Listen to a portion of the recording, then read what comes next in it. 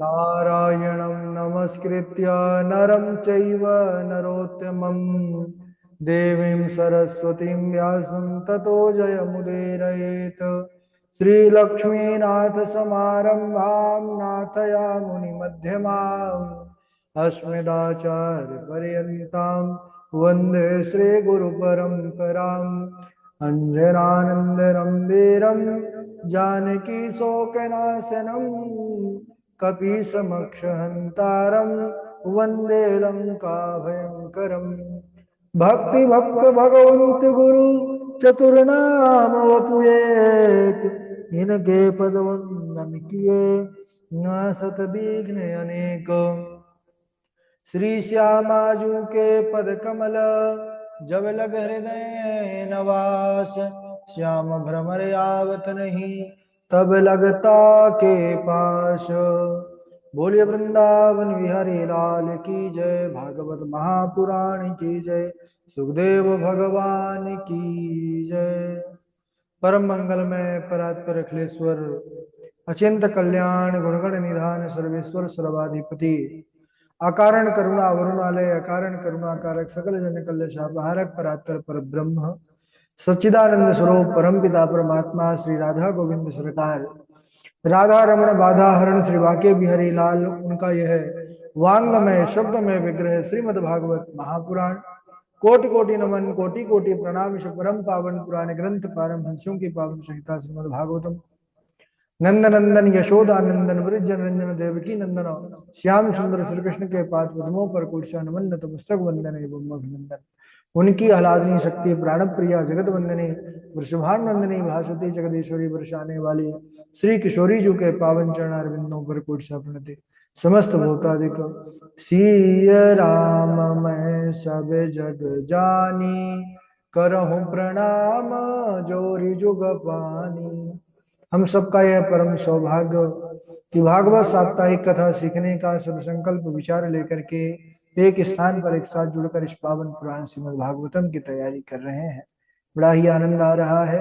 अभी हम सब ने अष्टम स्कंद अंतर्गत बड़ा ही पावन पुनीत चरित्र, जिसमें बलि राजा के द्वार भगवान स्वयं नारायण वामन रूप में गए और देवताओं का उनको राज्य दिलाने के लिए 3 पग भूमि में ही त्रैलोक्य को नाप लिया। 3 पग भूमि की बात क्या, हम सबने कल प्रसंग में देखा कि 2 पग में, एक पग में नीचे के 7 लोग और दूसरे पग में ऊपर के 7 लोग। फिर जब बलि ने कहा पदम तृतीयम पुरुषीष्ण में निजम, मेरे आप सर पर अपना तीसरा पैर रख करके मुझे भी तो कृतार्थ कीजिए भगवान, मुझे भी तो अपनाइए। और यही भाव भगवान को रिझा दिया। और क्योंकि जो भक्त भगवान का हो जाता है, अन्य धन और वस्त्र भूषण कुछ न मुझको चाहिए, आप हो जाए मेरा बस पूर्ण यह सत्कार है। तुम सब कुछ तो देना चाहते हो भगवान को, हम सब कुछ तो समर्पित करना चाहते हैं भगवान को, लेकिन भगवान के हम नहीं होना चाहते। हमसे तात्पर्य यह है कि हमारा मन जो है भगवान पर समर्पित होगा तो भगवान को विशेष प्रिय है। और भगवान प्रसन्न होकर के सूतल लोक का राज्य दिए और स्वयं देवड़ी मान बन करके उनके जो है बलि के पास रहे। इसके बाद राजा परीक्षित पूछते हैं कि गुरुदेव, मैंने सुना है कि भगवान ने मत्स्य अवतार भी लिया। बोले हाँ, मत्स्य अवतार भगवान ने धारण किया था। बोले कब किया? बोले जब नैमित्तिक प्रलय होने वाला था। 4 प्रकार के प्रलय होते हैं, नित्य, नैमित्तिक, प्राकृतिक और आत्यांतिक। तो नैमित्तिक जब प्रलय होने वाला था उस समय राजा सत्यव्रत कृतमाला नदी पर तपस्या कर रहे थे और एक दिन वह भगवान सूर्य को अर्घ देने के लिए जैसे ही अपने अंजलि में जल लिए, वैसे ही उनके अंजलि पर एक छोटी सी मछली आ गई। जब उसको वह नदी पर छोड़ने लगे तो वह बोल उठी कि हे महाराज, मैं इतनी छोटी हूं, इस जलाशय पर नदी पर मुझे डाल रहे हैं बड़े बड़े मत्स्य और जलचर प्राणी हैं, मुझे तो खा जाएंगे, मेरी रक्षा कीजिए, आप राजा हैं। भगवान ने कहा, जो है राजा सत्यव्रत ने कहा ठीक। उन्होंने अपने कमंडल पर रख लिया। अब थोड़ी देर बाद जब देखा कि कमंडल का जल छोट कम पड़ने लगा, क्योंकि वह मछली का आकार बढ़ गया, कमंडल भी उसके लिए अब छोटा हो गया, तब उन्होंने महाराज ने एक बड़े से जो है घड़े पर रख दिया, और कुछ ही क्षणों के बाद महाराज घड़े का जल भी कम पड़ गया। क्यों? उस मछली का आकार बड़ा वृद्धि को प्राप्त हो रहा था। तो फिर जलाशय पर, एक बड़ा सा जलाशय था राजा साहब का, राजा सत्यव्रत ने कहा कि इसी जलाशय पर करो। अब थोड़ी ही दिनों पर वह जलाशय से भी बड़ी आकार का रूप ले लिया मछली ने। तब उन्होंने कहा समुद्र पर छोड़ दो। तो पुनः मछली बोल पड़ी, महाराज समुद्र में तो बड़े बड़े जलचर प्राणी हैं, क्यों मुझे छोड़ रहे हैं? राजा सत्यव्रत समझ गए कि कोई सामान्य प्राणी, कोई सामान्य जीव तो इतने कम समय में इतनी वृद्धि को प्राप्त नहीं हो सकता, निश्चित ही है कोई अलौकिक जो है तो स्वरूप है। तो उन्होंने कहा कि आप अपनी माया से मोहित करने वाले कौन हैं, मुझे बतलाइए। तब भगवान नारायण प्रकट हो गए। बोलिए भक्तवत्सल भगवान की जय। भगवान नारायण ने कहा कि हे राजन, आज से 7वें दिन समुद्र अपनी मर्यादा का उल्लंघन करके इस पूरी पृथ्वी को जलमग्न कर देगा। उस समय तुम सप्त ऋषियों के साथ और पृथ्वी का समस्त धान्य, औषधियों को, वनस्पतियों को लेकर के, उनके बीजों को, तुम एक नौका आएगी उसी पर बैठ जाना, और जब तक प्रलयकालीन जल रहेगा तब तक उस, अब नौका का खेवन हार भी तो कोई होता है भाई, हम नाव पर तो सभी कोई ना कोई जो है तो अवसर पर बैठे ही होंगे। तो नाव अपने आप थोड़ी चलती है, नाव को चलाने वाला होता है। तो खेवन आहार, उन्होंने कहा महाराज नाव पर बैठ जाएंगे, लेकिन कौन चलाएगा? भगवान ने कहा हम आएंगे, मैं मत्स्य रूप लेकर के उस नाव को खींचता रहूंगा जब तक प्रलयकालीन जल रहेगा। अब भगवान इतना कह करके अंतर ध्यान हो गए।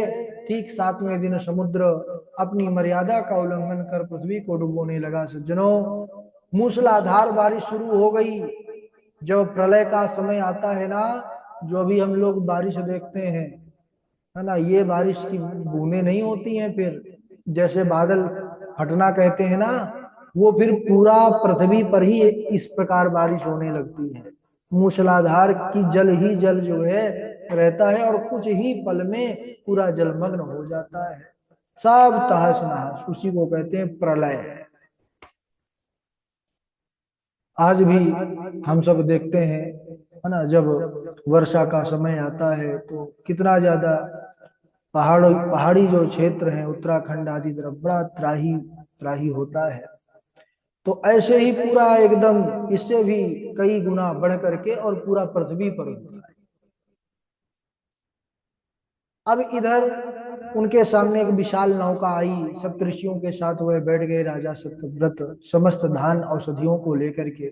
उसी समय मत्स्य भगवान प्रकट हो गए, क्योंकि उसको खेवन आहार भी तो चाहिए नौका को। बोलिए मत्स्य भगवान की जय। राजा सत्यव्रत यहाँ पर मत्स्य भगवान से कई प्रश्न किए हैं, कई निवेदन किया है। मत्स्य भगवान ने बड़ा सुंदर अलौकिक जो है उपदेश किया है। तो ये जो प्रकरण है, ये जो प्रसंग है, राजा सत्यव्रत और मत्स्य भगवान का जो प्रसंग है, ये मत्स्य पुराण पर विशेष रूप से हम पढ़ सकते हैं। हमारे 18 पुराणों में एक पुराण मत्स्य पुराण है, यानी जो मत्स्य भगवान के द्वारा ही गाया गया है, यह मत्स्य पुराण। तो जब तक प्रलयकालीन जल रहा तब तक उस भगवान मत्स्य रूप में आकर के उस नौका को खींचते रहे। बोलिए भक्तवत्सल भगवान की जय। फिर पुनः सृष्टि हुई, तो वही धान्य बीज सब जो है वही फिर पुनः शुभारंभ हुआ उसका। तो इस प्रकार हम सब यहाँ पर अष्टम स्कंद का विश्राम करेंगे। बड़ा अद्भुत इसमें जो है आख्यान है, मनमंत्रों की कथा। इसको विशेष रूप से तैयारी करने की आवश्यकता है सबको। इसके बाद हम नवम स्कंद में प्रवेश करते हैं। नवम स्कंद को क्या कहा गया है? ईशान कथा। जैसे अष्टम स्कंद को मनवंतर कहा गया है, इसमें ईशानु कथा। तो क्या है ईशानु कथा? बोले ईशस्य भगवतः कथा तद अनुयायी नाम भक्ता नाम च कथा ईशानु कथा। इसमें भगवान के प्रिय भक्तों का आख्यान है, इसीलिए इसका नाम ईशानु कथा। भगवान और भगवान के भक्तों का चरित्र का जहां पर वर्णन है वही ईशानु कथा है। राजा परीक्षित सुखदेव जी से यहाँ प्रश्न करते हैं प्रारंभ में ही स्कंद के, कि गुरुदेव राजर्षि सत्यव्रत जो इस कल्प में वैवस्वत मनु हुए, आप उनके पवित्र वंश का वर्णन कीजिए। श्री सुखदेव जी कहते हैं ठीक है करूंगा, लेकिन संक्षेप में करूंगा। क्यों गुरुदेव संक्षेप में क्यों? तो कहते हैं श्रूयताम मानवो वंशा प्राचुर्येण परन्तपा न शक्यते विस्तरतो वक्तुम वर्ष शतैरपि। राजा परीक्षित से बताए हैं सुखदेव भगवान इसलिए संक्षेप में कि ना शक्यते विस्तरतो वक्तुम वर्ष शतैरपि। अगर मैं विस्तार पूर्वक वर्णन करूंगा तो 100 वर्षों में भी पूरी कथा नहीं होगी।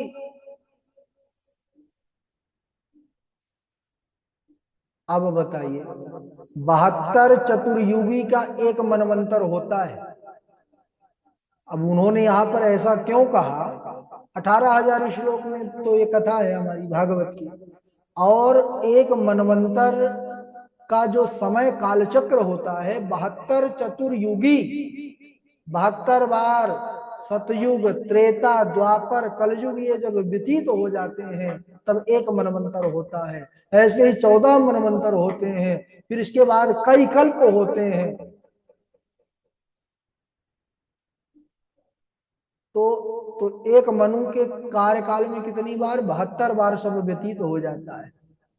और अभी कौन सा चल रहा है वर्तमान में? संकल्प में हमारे आचार्य जी लोग बोलते हैं ना, अष्टाविंशति तमे कलयुगे कली प्रथम चरणे 28वां, 27 तो व्यतीत हो चुके हैं, 28वां वो भी चौथा जो युग है कलयुग वो चल रहा है। और कितने बार होता है? 72। और कौन सा मनवंतर चल रहा है अभी? वैवस्वत नाम का मनवंतर चल रहा है, सप्तम। ये 7वां मनवंतर है। 6 मनवंतर व्यतीत हो चुके हैं, 7वें मनवंतर में अभी गिनती चल रही है। 28 जो है चतुर्युगी का जो क्रम है वह 28वां चल रहा है। इसके बाद 29, 30, 72 तक जाएगा भैया। उसके बाद जाकर के फिर अगला मनवंतर शुरू होगा, 9वां और 8वां, 7वां है। तो इसीलिए इन्होंने कहा है कि न शक्यते विस्तरतो वक्तुम वर्ष शतैरपि। अगर मैं विस्तार पूर्वक वर्णन करूं तो 100 वर्ष भी कम पड़ जाएगा। जब सुखदेव जी जैसे वक्ता के लिए 100 वर्ष कम हो सकता है तो साधारण की तो बस की बातें नहीं है ना। तब उन्होंने संक्षेप में वर्णन करना शुरू किया कि हे राजन, समस्त प्राणियों की आत्मा भगवान नारायण की नाभि कमल से ब्रह्मा जी की उत्पत्ति हुई। ब्रह्मा कहाँ हुए? भगवान नारायण के नाभि कमल से हुए। ब्रह्मा जी का प्रादुर्भाव हुआ, ब्रह्मा जी के मन से कौन हुआ था? मरीचि। ये तो याद भी रहेगा, वैसे तो बहुत लोगों को याद है, लेकिन मन से मरीचि नाम और उत्पत्ति का स्थान एक जैसे मिलता जुलता है।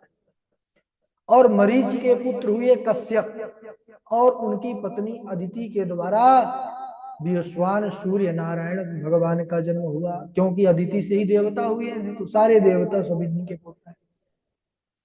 और विवस्वान की संज्ञा नाम की पत्नी से श्राद्ध देव मनु का जन्म हुआ। यही श्राद्ध देव विवस्वान के पुत्र होने के कारण वैवस्वत मनु कहलाए। अभी जिनका कार्यकाल चल रहा है, जिनका शासन चल रहा है ना, इसीलिए हमारे जो पूर्वाचार्य हैं वह हमेशा यही कहते हैं, चाहे वह हमारे चारों संप्रदायों के प्रधानाचार्य हों, चाहे जो है तो शंकराचार्य हों, यही कहते हैं कि हमारा जो मूल सिद्धांत है, हमारा जो मूल संविधान है, वह मनुस्मृति है। क्यों? क्योंकि एक शासन काल ये जो चल रहा है, ये उन्हीं का चल रहा है। अब ये तो सब व्यवस्था संसार की चलाने के लिए है ना, ये मानव अपना एक बनाया हुआ है अपनी सुख सुविधा के लिए, लेकिन अभी जो चल रहा है वैवस्वत मनु इन्हीं का है, कार्यकाल चल रहा है। अब इनकी जब कोई संतान नहीं थी तो उन्होंने वशिष्ठ ऋषि से प्रार्थना की कि महाराज आप कुछ कीजिए। तब उन्होंने मित्रावरुण का यज्ञ कराया। तो मनु की जो धर्म पत्नी थी श्रद्धा देवी, वह चाहती थी कि हमको कन्या हो और यह चाहते थे कि हमको पुत्र हो। देखिए, जब हम आचार्य ब्राह्मणों, क्योंकि ब्राह्मणों के संकल्प में बड़ी शक्ति है, हमारे विद्यालय पर ही जुड़े हुए हैं हमारे आचार्य जीवेश जोशी जी। वैसे तो सभी विद्वत जो है वरेण्य है, सभी बहुत बड़े दिव्य दिव्य अनुष्ठान करते हैं, लेकिन जीवेश जी का हम देखते रहते हैं कि वो बाहर बाहर जो है अन्य कंट्री के जो बैठे यजमान हैं, वहां से इनके जो है तो द्वारा अपना यज्ञ करवाते हैं। तो तात्पर्य क्या है कि संकल्प में वो शक्ति है आचार्य ब्राह्मणों के कि वह जो संकल्प कर देंगे तो ये पृथ्वी पर ही नहीं, यह 14 भुवनों पर जहां पर वह आत्मा है उसके पास तक वह फल प्राप्त हो जाता है। यहाँ पर जो श्रद्धा देवी थी यह चाहती थी पुत्री हो, तो ब्राह्मणों से निवेदन किया कि गुरुजी आप ऐसा ही संकल्प पढ़िएगा कि पुत्री हो। बोले ठीक है। अब इधर यज्ञ पूर्ण हुआ तो पुत्री हुई। समय आने पर इला नाम की कन्या उत्पन्न हुई। तो वह नाराज हो गए जब मनु महाराज ने देखा, तो दुखी होकर के गए वशिष्ठ जी के पास। उन्हीं ने तो यज्ञ करवाया था। बोले महाराज पुत्र प्राप्ति के लिए मैंने यज्ञ को कहा था, ये कन्या हो गई। वशिष्ठ जी ने भी देखा कि सही बात है भाई, पुत्र के लिए कराया गया था। ध्यान लगा करके देखा तो समझ गए श्रद्धा देवी कन्या चाहती हैं इनकी पत्नी और ये चाहते हैं पुत्र। बोले भाई आप पति पत्नी में ही सामंजस्य नहीं है, लेकिन चलो कोई बात नहीं। अब यहाँ पर हमारे ऋषि मुनियों का विज्ञान देखिए, है ना। आज का जो विज्ञान साइंस, उसको देख करके बहुत लोग आश्चर्यचकित होते हैं, लेकिन उस समय का हमारा विज्ञान कितना उत्कृष्ट श्रेणी का था, ये हमको इस प्रसंग से भी कुछ इसका झलक प्राप्त होगा। वशिष्ठ मुनि ने कहा कि तुम चिंता क्यों करते हो राजन, मैं अभी अपने योग बल से, ऐसी चिकित्सा होती थी योग और ध्यान की द्वारा, मैं अभी अपने योग बल से इस पुत्री को ही पुत्र रूप में परिणित कर दूंगा। और धन्य है वशिष्ठ ऋषि ने अपने योग बल से उस इला नाम की कन्या को सुद्युम्न के रूप में, पुत्र के रूप में, पुरुष के रूप में परिणित कर दिया। उन्होंने तो कर दिया, लेकिन फिर प्रारब्ध भाग्य ये भी बड़ा जो है तो अपना अलौकिक स्थान रखता है। इनको कन्या ही होना था शायद, इसलिए पहले कन्या हुए थे, बाद में पुत्र बना दिए, पुरुष बना दिए। लेकिन एक बार यह शिकार खेलते खेलते कहाँ पहुंच गए, इलाव्रत खंड में। यहाँ पर जो है माँ पार्वती के साथ भगवान शंकर निवास करते हैं, और इस यहाँ की ऐसी महिमा है कि जो कोई इस स्थान पर प्रवेश करता है वह स्त्री बन जाता है। तो यह भूल से प्रवेश कर गए सुद्युम्न, पुनः स्त्री बन गए महाराज। और स्त्री बन गए तो एक दूसरे वन पर भटकते भटकते और इन पर दृष्टि पड़ गई चंद्रमा के पुत्र बुद्ध। तो बुद्ध ने देखा तो बोले कि बड़ी सुंदर राजकुमारी है। एक दूसरे को देख करके दोनों प्रसन्न हो गए और दोनों में आपस में विवाह हो गया, जिससे पुरुरवा नामक पुत्र हुआ। इन पुरुरवा का भी बड़ा अच्छा पावन चरित्र है। इसके बाद सुद्युम्न एक बार दुखी होकर के पुनः अपने गुरु जी के पास, वशिष्ठ जी के पास गए। बोले महाराज मैं बड़ा परेशान हूँ, आपने तो मुझे बना दिया था पुरुष, फिर भी वहां जाकर के मैं पुनः स्त्री रूप में हो गया हूँ, कुछ कीजिए। तब उन्होंने कहा ठीक है। भगवान शंकर को प्रसन्न किया, क्योंकि अब उन्हीं के स्थान पर गए थे। माँ पार्वती का ऐसा वहां पर श्राप है। तो भगवान शंकर ने कहा देखो भाई, देवी का ये वचन तो मिथ्या नहीं हो सकता, इसको काटा नहीं जा सकता। हाँ, हम आपके तपस्या से, स्तवन से, प्रार्थना से प्रसन्न हैं, तो हम ऐसी व्यवस्था बना देंगे कि 1 महीने पुरुष रहेगा, 1 महीने स्त्री रहेगा। तो साल के 6 महीने पुरुष रहते, 6 महीने स्त्री रहते महाराज सुद्युम्न। तो जो वही 1 महीना बोलते थे भाई साहब, दूसरे महीना भाभी जी बोलने लगते थे। परेशान हो गए, बोले संसार है ही ऐसा, संसार को त्यागो। और उन्होंने राज्य पाठ छोड़ा और जाकर के भगवान का भजन किया। और फिर भगवान के भजन में तन्मय हो गए। बोलिए भक्त वत्सल भगवान की जय। इसके बाद आगे और भी पावन चरित्र है, लेकिन समय हो चुका है आज यहीं तक। और आज भी बड़ी ज्यादा व्यस्तता हमारे पास, हम अन्य कक्षा कोई नहीं ले पाए, कर्मकांड और भी एकल कक्षा जो चलती है।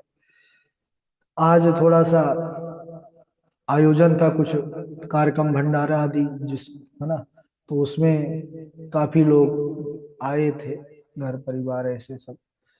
तो अभी भी व्यस्तता बनी ही हुई है, लेकिन हमने कहा भागवत की कक्षा का पाठ आगे बढ़ना चाहिए, क्योंकि कल द्वादशी हो जाएगा, तो फिर नहीं बढ़ पाएगा कल भी। तो बोले वृंदावन बिहारी लाल की जय। श्लोक बारी बारी से सुना दीजिए, और झा जी हमारे सुनाएंगे। झा जी के बाद आगे आकांक्षा शुक्ला जी हैं, जीवेश जोशी जी हैं, निरंजन जी हैं, सौम्या शुक्ला जी हैं, उज्जवल मोहनदास जी हैं, हर्षिता जी हैं, बबीता जी हैं, और तृष्णा जी हैं, विवेक जी हैं, कृष्णा जी हैं, लूबी देवी जी है।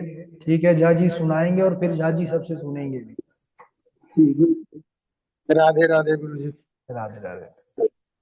असंतुष्टा द्विजा नष्टा संतुष्टाश्च महीभुज सालज्जा गणिका नष्टा निर्लज्जा कुलांगना स्त्रीषु नरम विवाहे च वृत्त्यर्थे प्राण संकटे गो ब्राह्मणार्थे हिंसायां नानृतं स्याद् गुप्सितम् असत्यात् परो धर्म इति होवाच भूरियम् सर्वं सोढुमलं मन्ये ऋतेलीक परं नरम् दृढं पण्डितमानज्ञः अस्तब्धो असि अस्मदुपेक्षया दृढं पण्डितमानज्ञः अस्तब्धो असि अस्मदुपेक्षया मच्छासनाति गोयस्त्व चिराद भ्रश्य से श्रिय।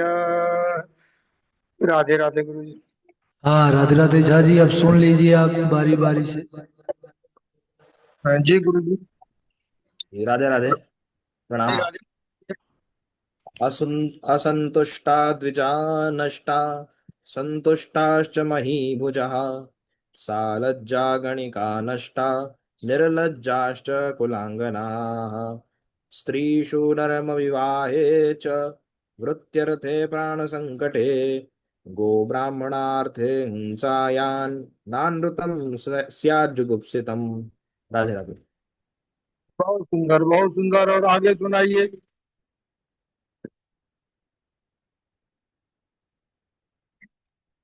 राधे राधे हाँ गुरु, राधे राधे अंकल जी। सुनाइए। तेषु नर्मोवाहे च वृत्त्यर्थे प्राण संकटे गो ब्राह्मणार्थे हिंसायां नानृतं सा जुगुप्सितम् नाहे सत्यात् परो धर्मा इति होवाच भूरियम् सर्वं सोढुमलं मन्ये ऋते अलीक परम नरम। जी अंकल जी, राधे राधे। बहुत सुंदर, बहुत सुंदर। और आगे सुनाइए। और आगे हैं, बहुत लोग बचे हुए हैं, क्रमशः सुनाइए।